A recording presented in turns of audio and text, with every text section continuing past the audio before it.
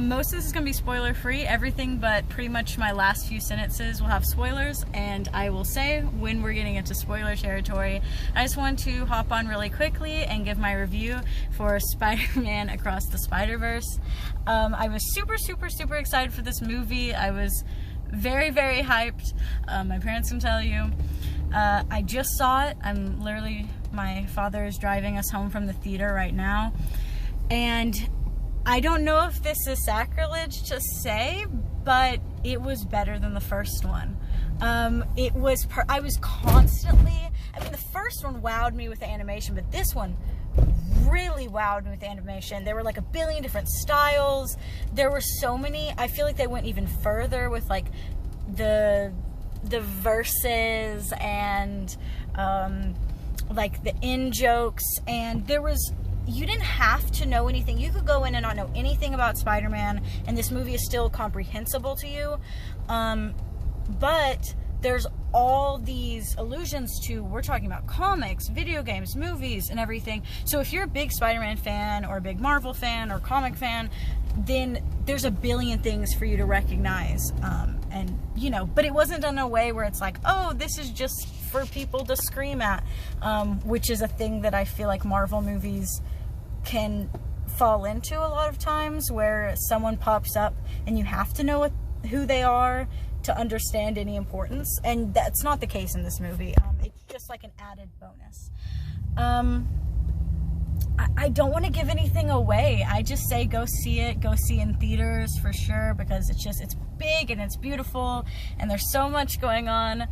And so 100% thumbs up. I usually don't give number ratings because I feel like they don't hold up over time.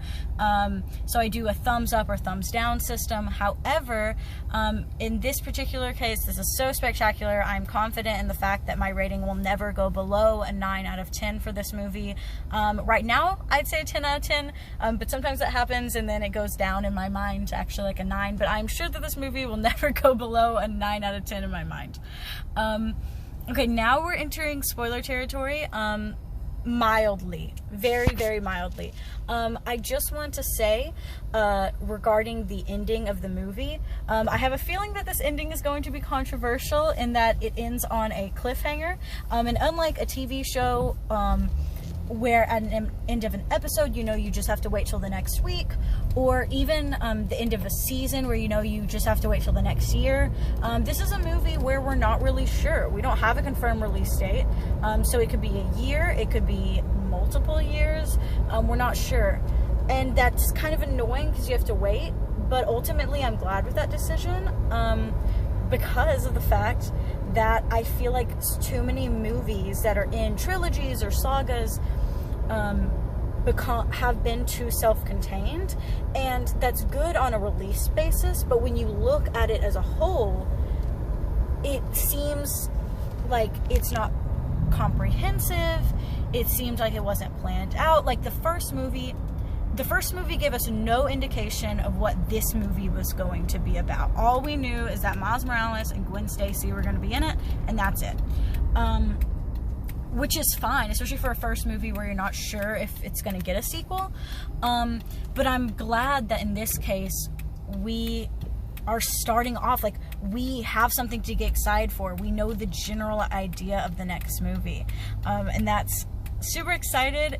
It's really exciting. To me, it gives me more room to be hyped about things. It gives me a good starting basis to start speculating. And it'll make for really good marathons in the future when like the whole series is out. So yes, I'm very excited for that. So that's pretty much it, because I want to keep this as spoiler free as possible. So yeah, stay golden.